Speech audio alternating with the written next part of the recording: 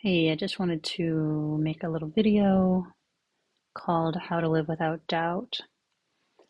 And I want to explain what that means quickly. Well, first of all, this is not a step-by-step set of instructions on how to get to a point where you live without doubt. That's a different thing. This one is just like kind of describing what it means to live in that space.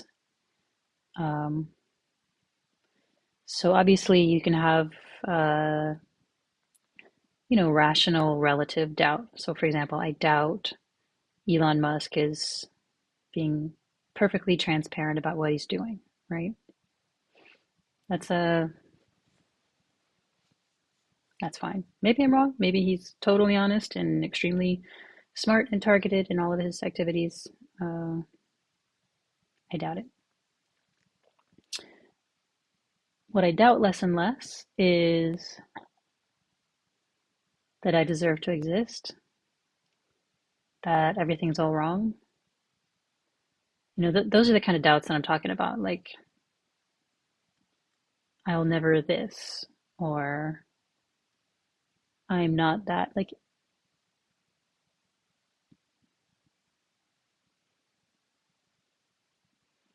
that kind of doubt, that kind of existential doubt doesn't make a lot of sense to me anymore because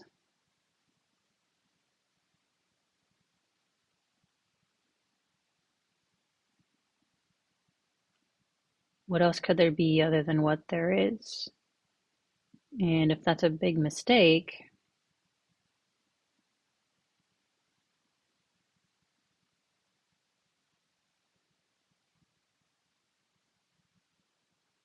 I mean, who judges that?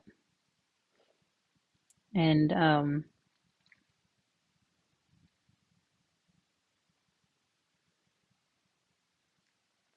if I'm mistaken and Angelo's mistaken and Rupert's mistaken and we're all meant to do something totally different, who's the authority who can tell us that? I mean, maybe it sounds like it's a free for all. Maybe it sounds like it's okay, then why not just be a Jehovah's Witness?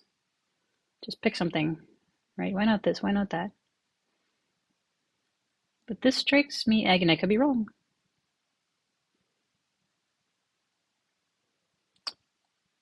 I mean, that doubt, I could be wrong. My little mind could be wrong.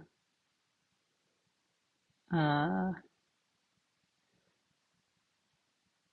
that's always true. My little mind cannot encompass infinity. It cannot. Um,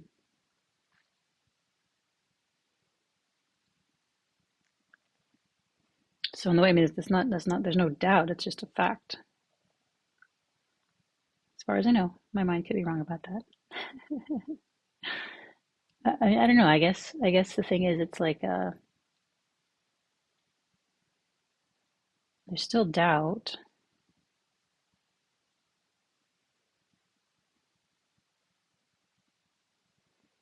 but it's not this sort of heavy, dragging, dreadful.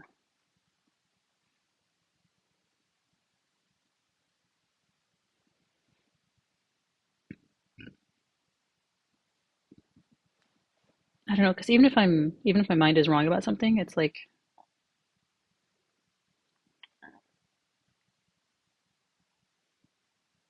that's to be expected.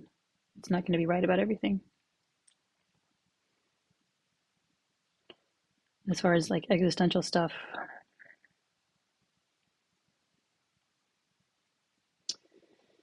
there's only one thing to do, and that's fuck around and find out.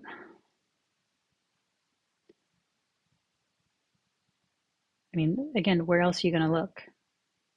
What book? What authority?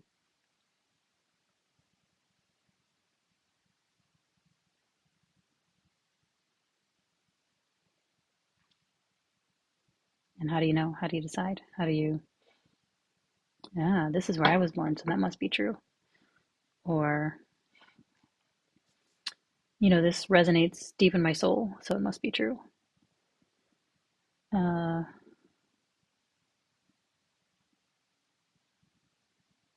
and who am I, by the way, to imply that I have a better ability to discern truth from fiction than anyone else.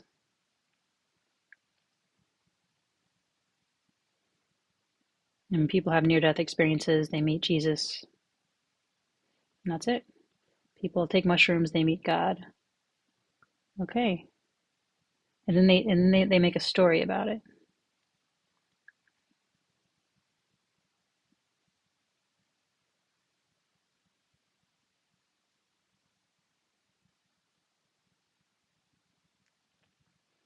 But the story is not really the point.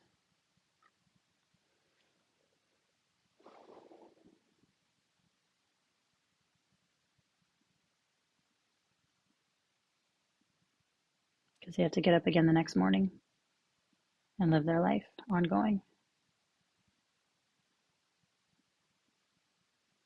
Based on what?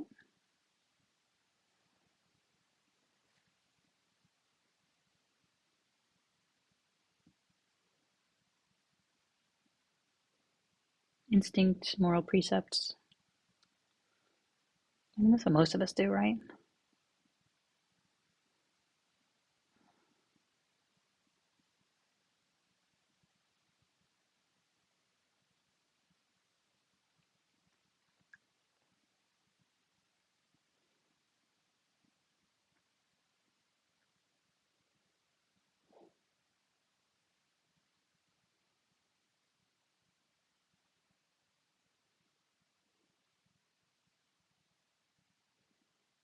It's really only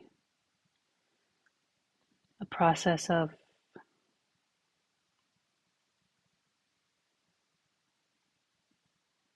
shedding as many illusions as possible, such that you can live your life ongoing in a different way.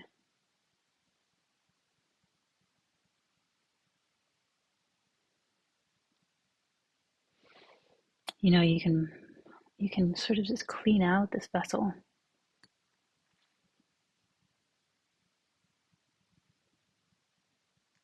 and you can feel it being cleaned up. You can feel it getting lighter. You can feel it getting less knotted up.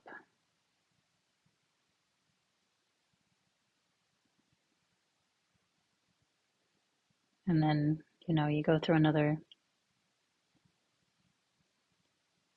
difficult period and feels like a whole new layer of knots, maybe worse than before. I'm told there's a finite amount of them by people I trust who might keep me chasing my tail for the rest of my life or until I get tired of it.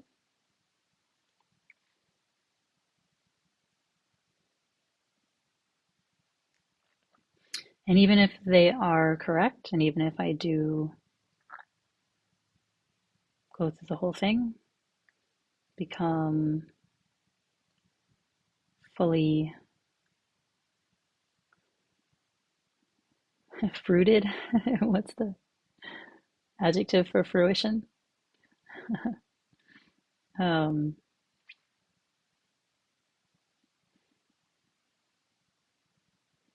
Maybe that's only the first stage towards something else that they don't know about yet. Because they don't know. They'll tell you they don't know. They don't know what this is. They don't know why it's here. They don't know what's going on. Their whole goal seems to be getting all the way here,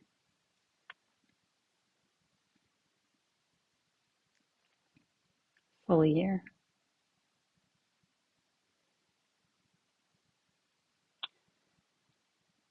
In the in this experience. Just a moment.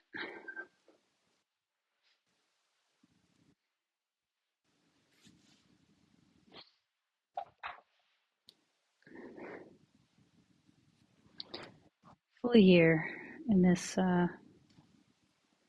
mysterious sound and light show. And it's not just a movie, it's a feelie. Yeah, sensation field. Never know what's going to go through there. And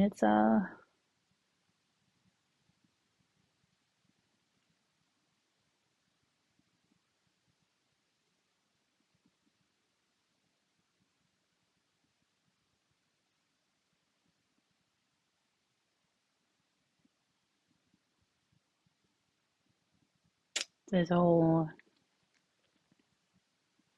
course of study to get to a place where you can tolerate,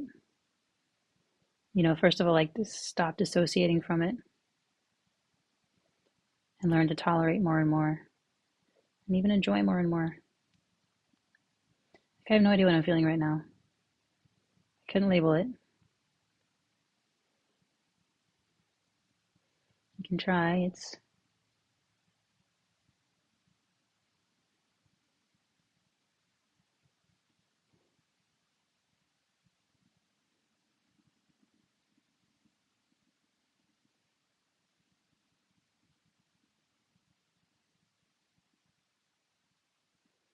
like beach ball sized bubbles of pure light.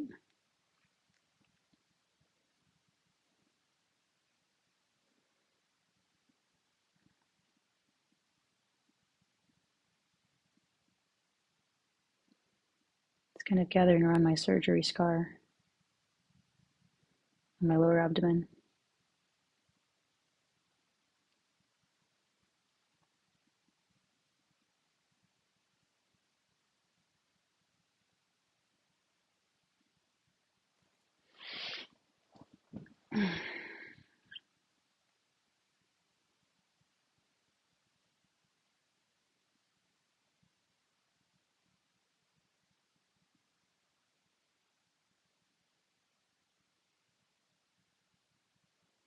It's kind of a little bit spiky, like nerves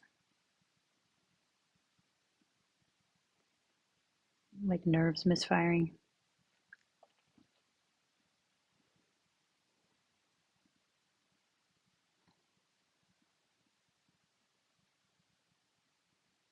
It's been a very active front lately.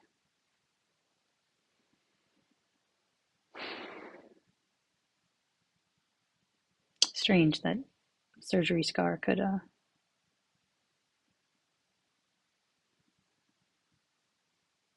hold so much energy, but yeah, I mean,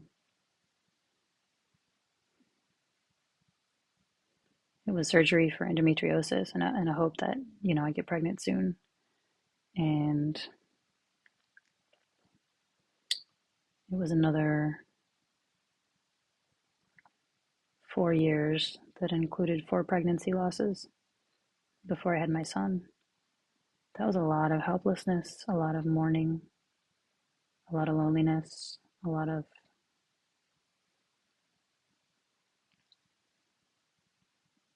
mourning that we don't really have a place for in our society. It's kind of hush hush. It's kind of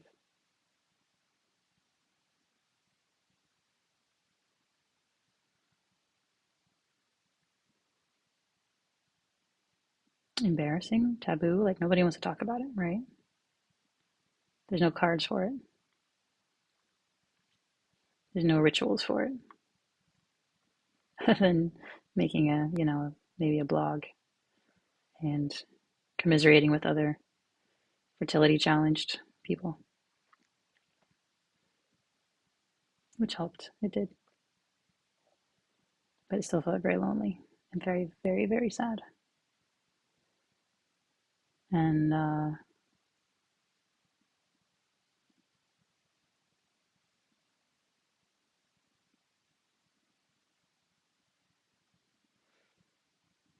but yeah, point being, Scar's talking to me. It has been for a while, and I can say, well, that's silly. Why should a Scar talk to me? Or I can just feel it,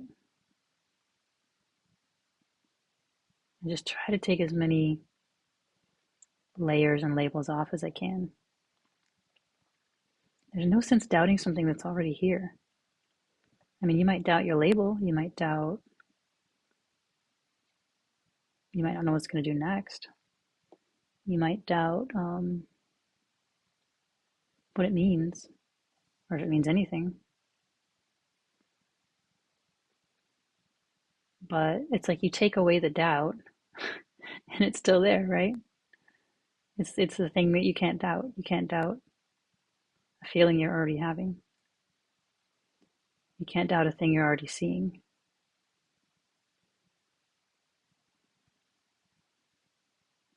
You can't doubt a noise that you're,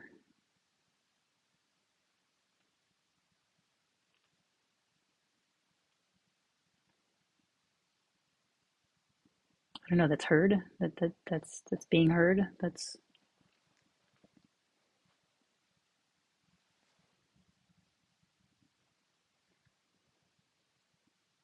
sounding, that awareness is registering, noticing. So that's what I mean by living without doubt. Like, doubt's a thought. Now you can keep your thought. I mean, like I say, doubts can be useful in the relative sense, and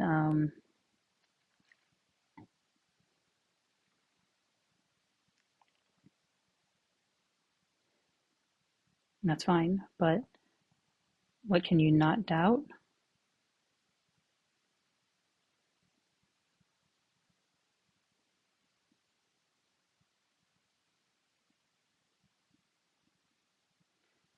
What awareness is aware of right now. You can't doubt that.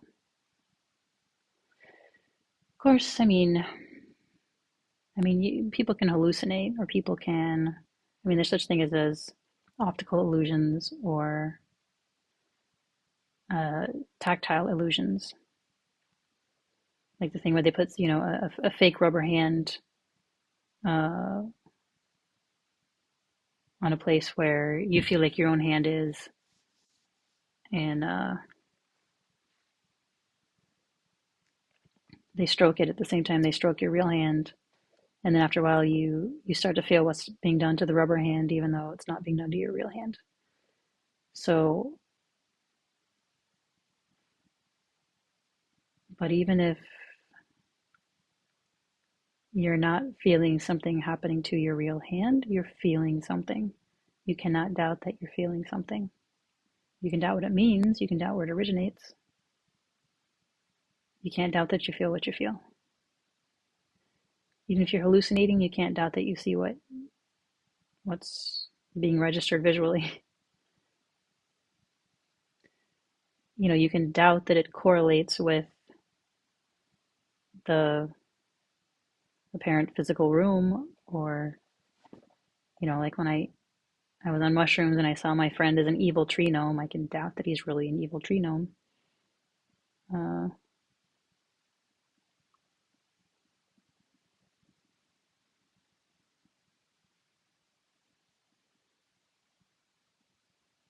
I was kind of incapable of that at the time.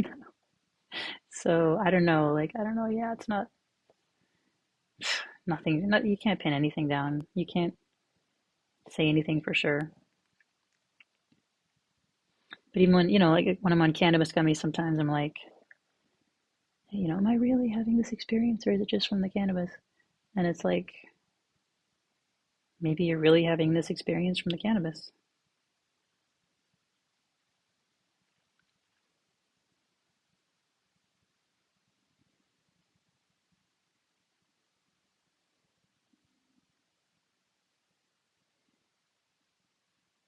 You can doubt where the sensation is coming from. You can doubt what the sensation is. You can't doubt the sensation. It doesn't make sense.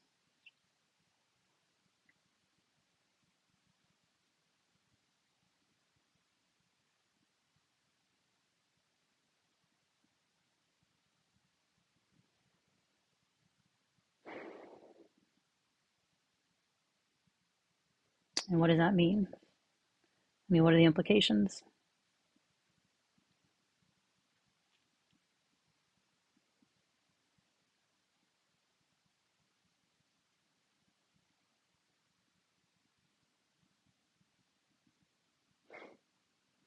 Basically, you can take doubts and put them in your pocket and keep going, you know,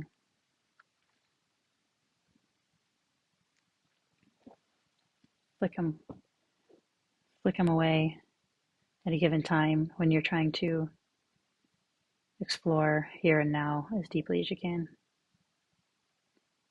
Find what there is. Find what's here that you cannot doubt.